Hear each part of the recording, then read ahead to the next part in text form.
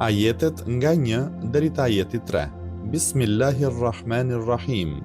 Sa'ala sa'ilun bi'adhabin waqi' lilkafirina laysa lahu dafi' min Allahi dhil ma'arij. Me emrin e Allahut të gjithë mëshirshmit, mëshirëplotit. Dikush kërkoi një dënim të shpejt, për jo besimtarët askush nuk mund ta ndalojë atë dënim, që vjen nga Allahu, Zoti i rrugëve të ngjitjes, shkaku i zbritjes. Shumë komentues të Kuranit dhe transmetues të hadithit kanë transmetuar të njëjtin shkak të zbritjes. Ky shkak është cituar më poshtë dhe është i lidhur me kontekstet e ajeteve të sipërpërmendura. Shkaku është ky: në ditën e Gadir Khumit Imam Aliu, paqja qoftë mbi të, u emërua nga profeti i Islamit si halif dhe ju drejtua ummetit me këto fjalë: "Prijesi kujt jam unë, edhe Aliu është prijesi i tij." Nuk kaloi shumë kohë dhe kjo çështje u përhap në krahina dhe qytete. Një person i quajtur Nuaman ibn Harith al-Fahri erdhi te profeti Muhammed, paqja e bekimi i Allahut qoftë mbi të dhe mbi familjen e tij, dhe i tha: "Ti na urdhërove neve që të pohojmë shahadetin, njësimin e Zotit. Ti je i dërguari i Zotit dhe ne dëshmuam për këtë. Më pas na urdhërove për xhihad, haxh, agjërim, namaz dhe dhënien e zekatit dhe ne i pranuam edhe këto. Por nuk u mjaftove me kaq derisa na e zgjodhe këtë djalosh të ri, duke treguar Imam Aliun si pasardhësin tënd dhe the: "Prijesi kujt jam unë, edhe Aliu është prijesi i tij." Vallë, a janë këto fjalë nga ana jote apo nga ana e Allahut? Profeti Muhammed, paqja e bekimi i Allahut qoftë mbi të dhe mbi familjen e tij, u përgjigj: "Betohem në Allahun që nuk ka zot tjetër përveç ti, kjo është nga ana e Allahut." Ndërkohë Nuamani u kthye duke i thënë: "O Zot, në qoftë se kjo që na thot Muhamedi është e vërtet prej teje, atëherë lësho mbi ne gur prej qiellit." Nga qielli i ra një gur mbi kokë dhe ai vdiq. Në këtë kohë zbritën ajetet: dikush kërkoi një dënim të shpejt, por jo besimtarët askush nuk mund ta ndalojë atë dënim. Ajo që sapo u tha është përmbajtje një rrëfimi që është cituar në tefsirin Mejmu'ul Bayan nga Abdul Qasim Hasekani, me zinxhir transmetimi nga Imam Sadiku, paqja qoftë mbi të. Po këtë ngjarje e kanë transmetuar edhe shumë dietar të ehli sunnetit me të njëjtën përmbajtje dhe me pak ndryshime në komentimet e tyre të Kuranit. Eruditi El Emini e ka transmetuar atë në librin e tij El Ghadir prej 30 dietarëve të njohur të ehli sunnetit, duke përmendur zinxhirin e transmetimit, senedin dhe tekstin an-Nas. Prej atyre janë komentimi Garibul Quran i Hafiz Ebu Abid Herawi, komentimi Shifa'us Sudur i Ebu Bekr Neqash Musili, komentimi El Kashful Bayan i Ebu Ishaq Thalabi, komentimi i Ebu Bekr Yahya El Kurtubi, Tadhkiratun i Ebu Ishaq Thalabi, libri Faraidul Simtain i Hamuwi, libri Durarul Simtain i Sheikh Muhammad Zarandi, libri Sirajul Munir i Shamsuddin Ash-Shafi'i, libri Siratul Halabi, librin Nurul Absar i Sayyid Mu'min Shablanji, librin Sharhul Jami'u As-Saghir i Suyutit nga Shamsuddin Ash-Shafi dhe të tjerë. Në pjesën ndërmuese të librave të lartpërmendura janë dhënë fakte konkrete që ajetet e sipërpërmendura kanë zbritur për këtë person.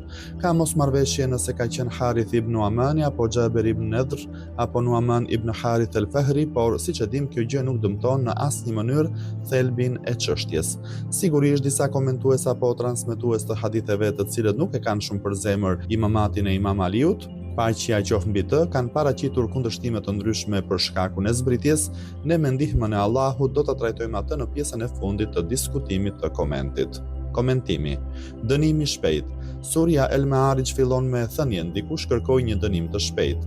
Ashtu siç e trajtuam edhe kur diskutuam për shkakun e zbritjes, profeti Muhammed, paqja e bekimi i Allahut qoftë mbi të dhe mbi familjen e tij, ditën e Gadir Khumit e emëroi Imam Aliun prijes të besimtarëve.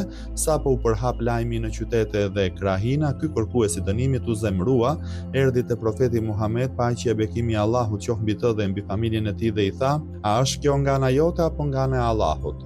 Profeti Muhammed, paqja e bekimi i Allahut qoftë mbi të dhe mbi familjen e tij, menjëherë ju përgjigj: "Është nga ana e Allahut." Me të dëgjuar këtë, kërkuesi i dënimit u zemrua edhe më shumë dhe ju drejtua Allahut me këto fjalë: "O Zot, nëse kjo që na thot Muhamedi është e vërtet prej teje, atëherë lësho mbi ne gur prej qiellit." Krahas këtij komentimi ekziston edhe një komentim tjetër i cili është më gjithëpërfshirës se ky në kuptim. Thelbi i këtij interpretimi është ky: një person e pyeti profetin Muhammed, paqja e bekimi i Allahut qoftë mbi të dhe mbi familjen e tij, se cilit njeri do t'i ndodh ky dënim që ju po e thoni, ajeti në vijim i përgjigjet për jo besimtarët. Ka edhe një koment të tretë i cili thotë se është vetë profeti Muhammed, paqja e bekimi i Allahut qoftë mbi të dhe mbi familjen e tij, ai që ja kërkoi Allahut dënimin për jo besimtarët dhe pas kësaj kërkese zbriti ajeti.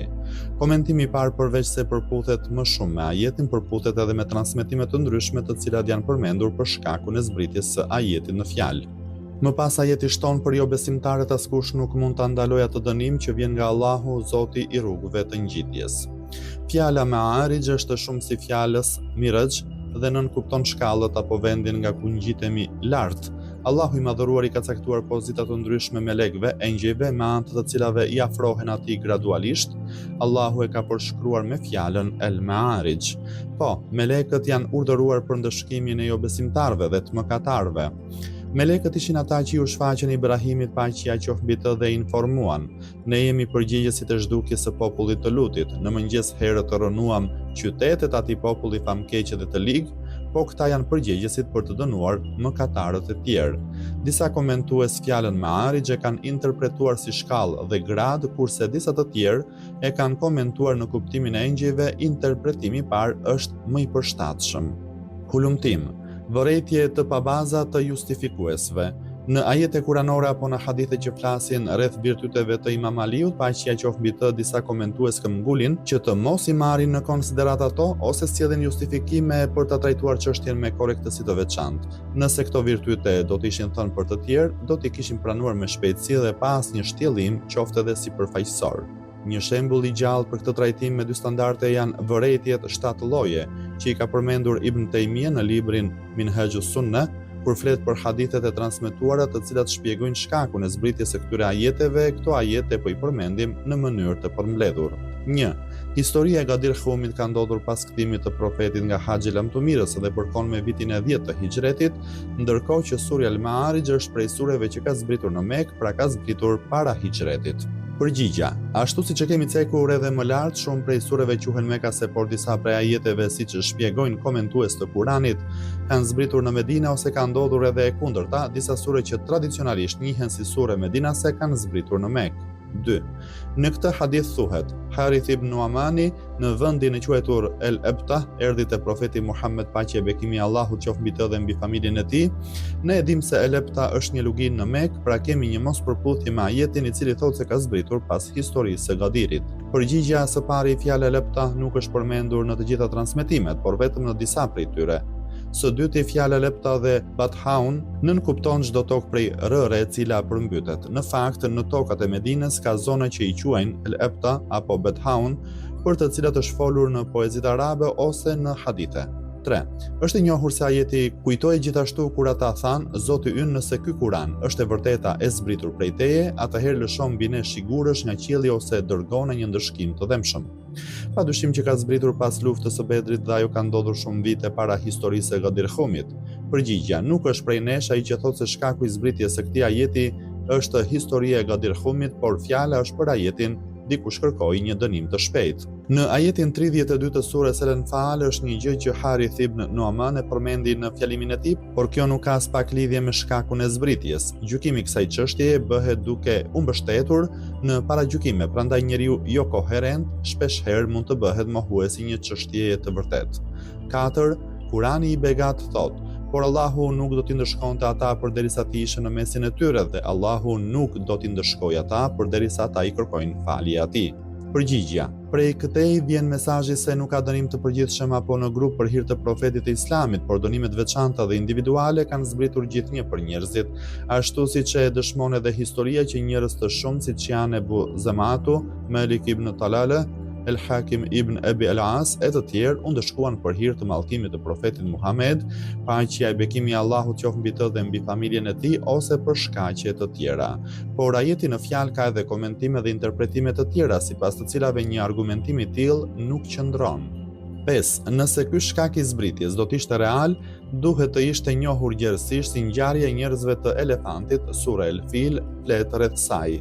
Përgjigjja: Ky shkak I zbritjes është aq I njohur dhe I popularizuar saqë është rrëfyer së paku në 30 libra të komentimeve dhe të haditheve, siç e treguam dhe më lart, por ne asesi nuk mund të bëjmë paralele midis një ngjarjeje individuale apo kolektive dhe të pritshmërisë që ndodhia në fjalë të marrë përmasën e një ndodhie kolektive si historia e njerëzve të elefantit. Të habit qëndrimi me dy faqe ndaj këtyre dy ngjarjeve, sepse kjo e fundit kishte aspekte gjithëpërfshirëse. Një ushtri e madhe u përpoq të zhdukte Mekën dhe Qaben, kurse tregimi I Harith ibn Nuamanit I përket vetëm një personi. 6. Nga ky hadith arrim në përfundim se Harith ibn Nuamani pranonte parimet islame, por si është e mundur që një musliman të dënohet me një dënim të tillë në kohën e profetit Muhammed, paqja e bekimi I Allahut qoftë mbi të dhe mbi familjen e tij? Përgjigja: edhe kjo vërejtje është fryt I një paragjykimi të rëndë. Hadithet e lartë përmendura e qartësojnë më së miri se ai jo vetëm që nuk I pranonte fjalët e profetit Muhammed, paqja e bekimi I Allahut qoftë mbi të dhe mbi familjen e tij, por edhe ankohej nga Zoti pse e ka urdhëruar profetin Muhammed, paqja e bekimi I Allahut qoftë mbi të dhe mbi familjen e tij, dhe I ka dhënë një kumtim të tillë në lidhje me Aliun. Kjo konsiderohet si faza më e rëndë dhe më e dënueshme e mosbesimit, e politeizmit dhe e daljes nga feja. 7. Në librat e njohur si për shembull Istijab, është përmendur se nuk e hasim emrin e shokut të profetit Muhammed, paqja e bekimi I Allahut qoftë mbi të dhe mbi familjen e tij, Harith ibn Nuaman. Përgjigja: ajo që është përmendur në këtë libër dhe të ngjashëm me të nën emrin sahab, shok të profetit Muhammed, paqja e bekimi I Allahut qoftë mbi të dhe mbi familjen e tij, përfshin vetëm një pjesë të sahabëve, për shembull në librin Uzdul Ghabba, që është një prej librave më të rëndësishëm biografik rreth shokëve të profetit Muhammed, paqja e bekimi I Allahut qoftë mbi të dhe mbi familjen e tij.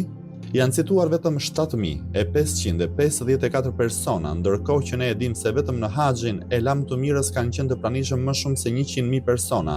Pra shpesh herë shumë prej shokëve të profetit Muhammed, paqja e bekimi I Allahut qoftë mbi të dhe mbi familjen e tij, nuk u janë përmendur emrat në këto libra.